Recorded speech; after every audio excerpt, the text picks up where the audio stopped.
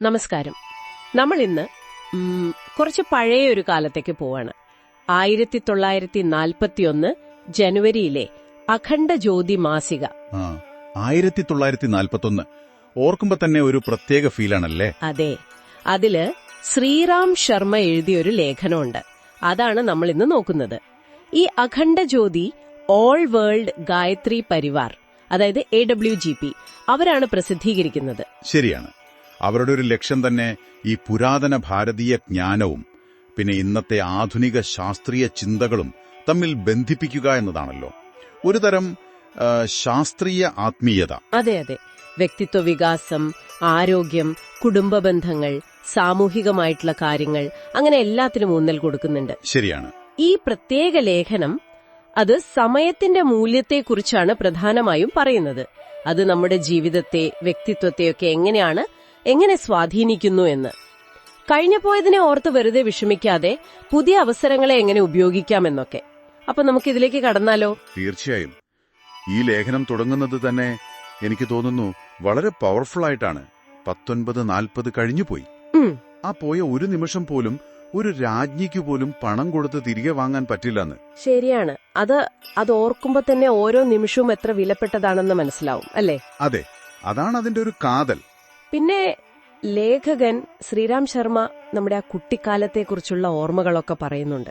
ആ ഒരു നൊസ്റ്റാൾജിയ, ആ നല്ല കാലം ഒന്നുകൂടെ കിട്ടിയിരുന്നെങ്കിൽ എന്ന് നമ്മളൊക്കെ ആഗ്രഹിക്കാറില്ലേ?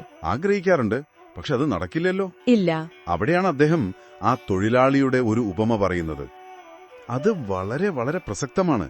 കഷ്ടപ്പെട്ട് സമ്പാദിച്ച അരി ചാക്കിലെ ഓട്ടയിലൂടെ, അതെ, അറിയാതെ നഷ്ടപ്പെട്ടു പോകുന്നത് പോലെ നമ്മുടെ ജീവിതത്തിലെ വിലപ്പെട്ട നിമിഷങ്ങൾ നമ്മൾ ശ്രദ്ധിക്കാതെ കളയുന്നു.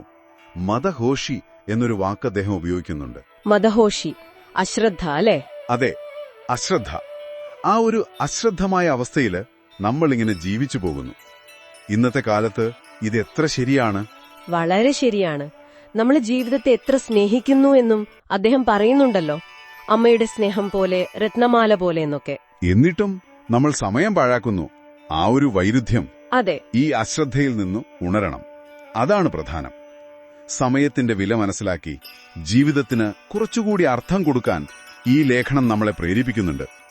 ഓരോ നിമിഷവും ഒരു മുത്തുപോലെയാണെന്നാണ് അദ്ദേഹം പറയുന്നത്. അത് കളയാതെ സൂക്ഷിക്കണം. അപ്പോ ഈ കടന്നുപോയ വർഷം, അതായത് 1940, നമ്മളോട് യാത്ര പറയുമ്പോൾ ഓർമ്മിപ്പിക്കുന്നത് നാമും ഒരുനാൾ കടന്നുപോകും. അതുകൊണ്ട് അശ്രദ്ധ വിട്ട് ജീവിതത്തിന്റെ ലക്ഷ്യത്തെക്കുറിച്ച് ചിന്തിക്കണമെന്നാണോ? ഒരു തരത്തിൽ അതെ. പക്ഷെ അതോടൊപ്പം തന്നെ പുതിയ വർഷം 1941 ഒരു പുഞ്ചിരിക്കുന്ന കുട്ടിയെപ്പോലെ വരുന്നു എന്നും പറയുന്നു, പ്രതീക്ഷയോടെ. അതൊരു നല്ല കാര്യമാണ്. അതെ, പോയതിനെ ഓർത്ത് ദുഃഖിച്ചിരിക്കാതെ മുന്നിലുള്ള അവസരങ്ങൾ ഉപയോഗിക്കുക. നമുക്ക് വേണ്ട മാറ്റങ്ങൾ വരുത്താൻ ശ്രമിക്കുക. ഇതാണ് യഥാർത്ഥത്തിൽ അഖണ്ഡ ജ്യോതി മുന്നോട്ട് വയ്ക്കുന്ന ആ ഒരു പരിവർത്തനത്തിന്റെ ആശയം. നിങ്ങളുടെ വ്യക്തിത്വം പുതുക്കാനുള്ളൊരവസരം. ഈ ലേഖനത്തിന്റെ അവസാന ഭാഗത്ത് പറയുന്നൊരു കാര്യം എനിക്ക് വളരെ ഇൻട്രസ്റ്റിംഗ് ആയി തോന്നി. നമ്മൾ മറ്റുള്ളവരിൽ കാണുന്ന കുറവുകളില്ലേ, അത് പലപ്പോഴും നമ്മുടെ ഉള്ളിലെ ചിന്തകളുടെ ഒരു പ്രതിഫലനം മാത്രമാണെന്ന്. അത് ശരിയാണോ? അതൊരു വളരെ ആഴത്തിലുള്ളൊരു നിരീക്ഷണമാണ്. ഒരുപക്ഷെ 100% അങ്ങനെയാണെന്ന് പറയാൻ പറ്റില്ലായിരിക്കാം. എന്നാൽ അതിൽ വലിയൊരു കാര്യമുണ്ട്. എങ്ങനെയാണ്? നമ്മുടെ ഉള്ളിൽ നല്ല ചിന്തകളാണെങ്കിൽ, പോസിറ്റീവായിട്ടുള്ള കാര്യങ്ങളാണെങ്കിൽ, നമ്മൾ മറ്റുള്ളവരിലെ നന്മ കാണാൻ ശ്രമിക്കും. ലോകത്തെ കുറച്ചുകൂടി നല്ല രീതിയിൽ കാണും. ശരിയാണ്. മറിച്ച് മനസ്സിൽ മുഴുവൻ സംശയവും മുൻവിധികളുമാണെങ്കിലോ നമ്മൾ മറ്റുള്ളവരിലെ ചെറിയ തെറ്റുകൾ പോലും വലുതാക്കി കാണും. അതെ. അപ്പോ ഇത് നമ്മളെ തന്നെ മനസ്സിലാക്കാനും നമ്മുടെ കാഴ്ചപ്പാടുകളെ ഒന്ന് നവീകരിക്കാനും സഹായിക്കുന്നൊരു വഴികാട്ടിയാണ്. അഖണ്ഡ ജ്യോതി പോലുള്ള മാസികകൾ ഇത്തരം ചിന്തകളിലൂടെയാണ് ഒരു വ്യക്തിയുടെ വളർച്ചയെ സഹായിക്കുന്നത്. അപ്പൊ ചുരുക്കി പറഞ്ഞാൽ ഏകദേശം 80 വർഷം മുൻപുള്ള ഈ ലേഖനം നമ്മളോട് ഇപ്പോഴും പറയുന്നത് സമയം വിലപ്പെട്ടതാണ്. അത് വെറുതെ കളയരുത്. ഭൂതകാലത്തെ ഓർത്ത് വിഷമിച്ചിരിക്കാതെ ഇപ്പോഴുള്ള നിമിഷത്തിൽ ശ്രദ്ധിക്കുക. ഭാവിയെ ലക്ഷ്യബോധത്തോടെ സമീപിക്കുക. പിന്നെ നമ്മുടെ ചിന്തകള്. അതെ, നമ്മുടെ ചിന്തകളാണ് നമ്മുടെ യാഥാർത്ഥ്യത്തെ ഒരു പരിധിവരെ രൂപപ്പെടുത്തുന്നത്. ഇതൊരു വെറും ഫിലോസഫി മാത്രമല്ല, വ്യക്തിത്വത്തിൽ മാറ്റം വരുത്താൻ സഹായിക്കുന്ന ഒരു പ്രാക്ടിക്കൽ അപ്രോച്ച് കൂടിയാണ്. തീർച്ചയായും. ഓരോ നിമിഷവും ആ മുത്തുപോലെയാണ്. ശ്രീറാം ശർമ്മ പറയുന്ന പോലെ ഓരോ പുതിയ പ്രഭാതവും ഒരു പുതിയ തുടക്കമാണ്. ശരിയാണ്.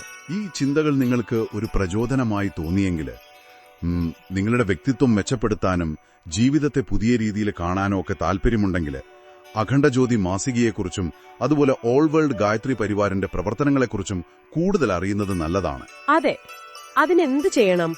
നിങ്ങൾക്ക് അവരുടെ വെബ്സൈറ്റ് സന്ദർശിക്കാം, www.awgp.org. അതിൽ കൂടുതൽ വിവരങ്ങളുണ്ടാകും. മാസികയുടെ വരിക്കാരാവാനും സാധിക്കും.